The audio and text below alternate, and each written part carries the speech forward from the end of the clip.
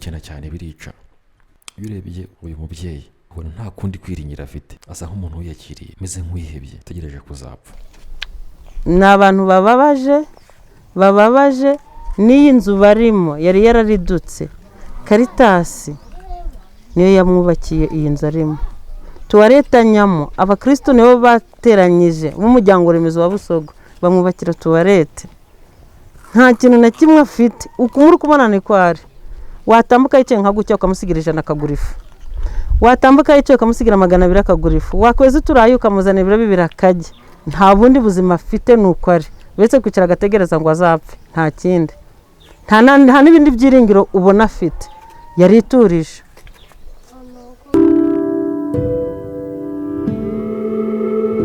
Umuntu mu buzima bwa buri munsi akenera kubaho atunzwe n'iby'ingenzi birimo ibyo arya, ibyo anywa, cyane cyane amazi meza, aho aba mu nzu ndetse n'imyambaro yambara. Byanze bikunze ibi ngibi arabikenera. Abakene benshi cyangwa se imiryango ikennye bagira imbogamizi zo kubura byinshi muri ibi ngibi cyangwa se bakabura byose. Ubuzima bwabo burushaho gusharira iyo bagize uburwayi. Uyu mudamu yitwa Nyiramajyambere Immaculata ari kumwe n'umwana we. Ukibakubita amaso ubona ko batari mu buzima bwiza, ndetse iyo ubitegereje neza usanga bafite uburwayi bugaragarira amaso ya buri wese. Umutware w'uyu muryango yaratabarutse.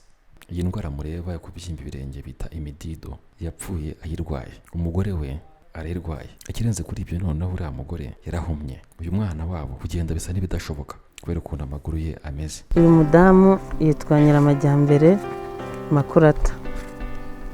Amaze imyaka myinshi atagira umufasha. Afite umwana umwe w'umukobwa ubana n'ubumuga, yabyimbye amaguru. Noneho amaguru ye aza kuba ameze nka kwa kundi bitaga, sinzi ukuntu babyita kera, izo ndwara zigeze kubaho, imidido. Afite imidido. N'abantu bagufi cyane. Uyu mugore amaze igihe kirekire cyane ari mu buzima bumeze burya. Kera bitarakomera yabashaga no guhaguruka akajya guca inshuro kugira ngo abone igitunga umuryango, ariko ubu byaranze, nta nyeganyega. Usibye imidido wenda itakabije cyane, ariko ntashobora kubona, yarahumye. None icyakurikiyeho uyu mubyeyi ngiye maze imyaka 23 mureba. Yagera yacaga inshuro akorera nk'amafaranga 600 ku munsi akabona icyajya. None nawe ubumuga bwaramufashe, ubu yarahumye, yarwaye amaso. Ukuri kumubona niko ahora. Urabona ko nawe afite ikibazo cy'amaguru cy'imidido, ariko we ntago ari cyane, ni dutoya, ntago tumeze nk'utw'umukobwa we. Umukobwa we byaragize cyane ku buryo bituma n'isazi iyo akazuba kari kuva. N'abakene. Iyo nzu yabo batuyemo imeze nk'ikirongozi. Iyo bagiye kuryama, uyu mwitero uyu mugore yiteye niho biyoroza. Baryama ku kirago cyabo we n'umwana we kugira ngo babone ikibatunga. N'abaturanyi na kiliziya cyangwa se kirakabaye hatambutse abagira neza bakamufasha. Iyi nzu muri kubona barimo uninjiyemo ni inzu gusa. Kara kenda yitwikiriye niko bitwikira nijoro baryamye. Bafite akarago baryamaho, umusambi niko baryamaho. Babaho bafashwa n'abaturage na kiliziya. Cyokoze hakaba n'igihe twamukore nk'uvugizi hagira nk'abantu babatera nkunga baza rimwe na rimwe, nabwo gake gashoboka umurenge ukamufasha. Nta sabune ukuntu kubona abayashoboye abayakarabye.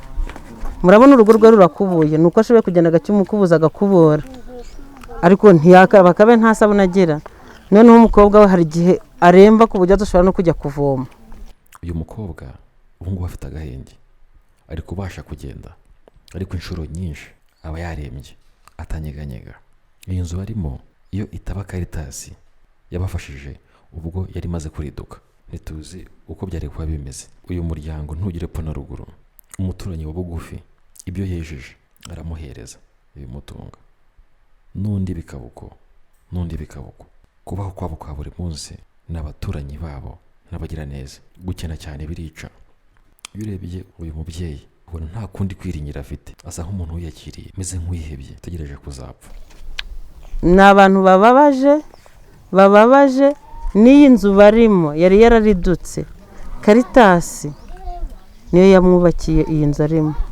Tuwarete anyamo, abakristo nibo bateranyije b'umuryango remezo wa Busogo bamwubakira tuwarete. Nta kintu na kimwe afite, ukumuri kubona ni kwari. Watambuka yicaye nka gutya ukamusigira 100 akagura ifu. Watambuka yicaye ukamusigira 200 akagura ifu. Wakwezi turaye ukamuzana ibiro 2 akajya. Nta bundi buzima afite nuko ari. Uretse kwicara agategereza ngo azapfe, nta kindi. Nta n'ibindi byiringiro ubona afite. Yariturije. Nubwo uyu mukobwa afite imidido, ubona ko yagize ku kigero cyo hejuru cyane, nyamara hari icyizere ko avujwe yagira, ariko ubwo bushobozi ntabwo.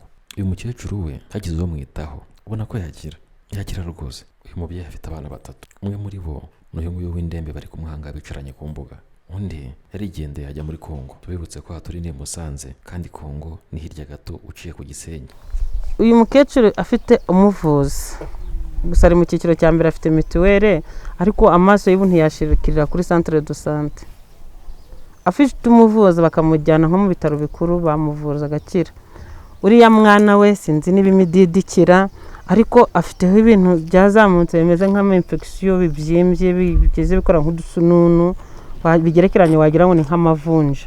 Uyu mukecuru ibibazo byaramurenze ku buryo ubona ko no mu mutwe yahungabanye. Mu bukene bwabo bagerageje kwivuza, gusa aho mituweli ishobora kubageza ntabwo ari kure, ariko naho barahageze, nubwo ntacyo byatanze kigaragara, ariko bari bagerageje. Tubibutse ko uyu mukecuru yanabaye mu buhungiro, gusa yagarutse ari muzima n'umwana wari muzima. Barwaye gutya baragarutse mu Rwanda. Kwa muganga ubwo bivuzaga ntibabashije kubabwira impamvu yateye buno burwayi, gusa bisa nkaho kubuvura bikomeye, cyane cyane ko bigaragara ko busaba izindi mbaraga zirenze kure cyane izo bafite.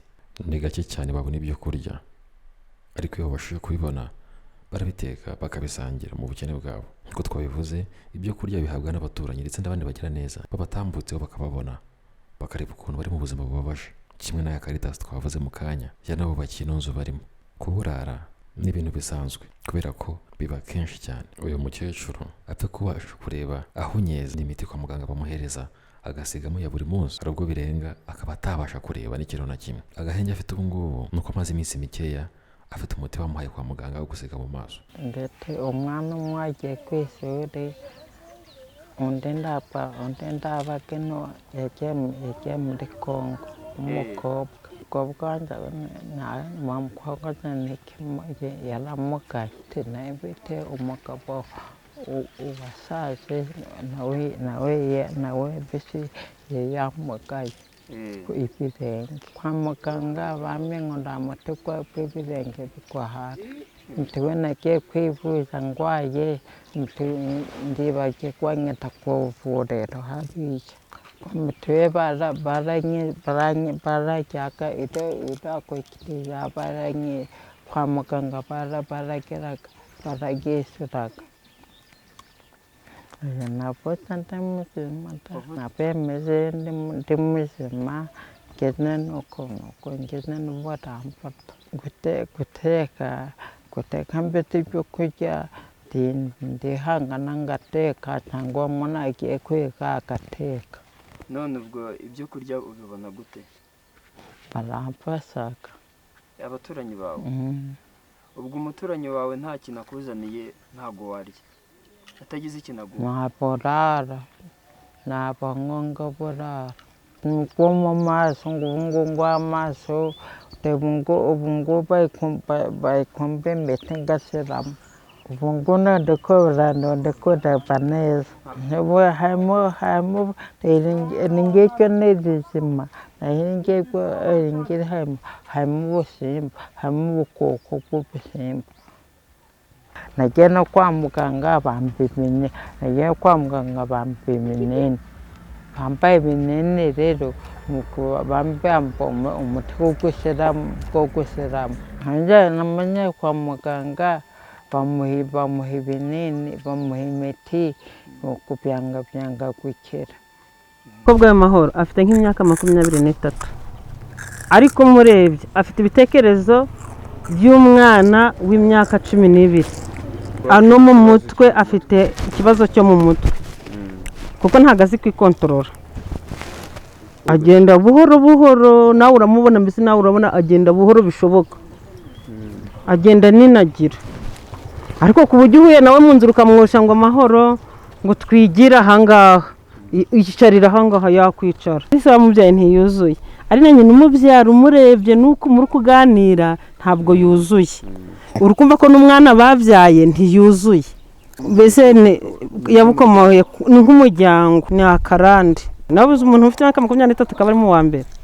Twarebye uyu muryango, uyu mwana urwaye imidido ikabije iteye ubwoba, na nyina urwaye amaso wenda guhuma burundu. Tureba ubukene barimo, tureba ukuntu barya rimwe na rimwe bakaburara kenshi, tureba inzu barimo imeze nk'ikirongoze, tureba ko kugira ngo birose kariya kenda umubyeyi yiteye ku rutugu, icyo kiringiti cyabo, tureba aho baryamye ku musambi, biratubabaza cyane. Barivuje kugeza aho ubushobozi bwabo bugarukira kuri mitiweli, ariko ntacyo byatanze. Abagira neza barahari, bene imiryango nk'iyi ngiyi ibibakeneye tujye dukomeza tubazirikane, tunabasabire tubafashe uko dushoboye.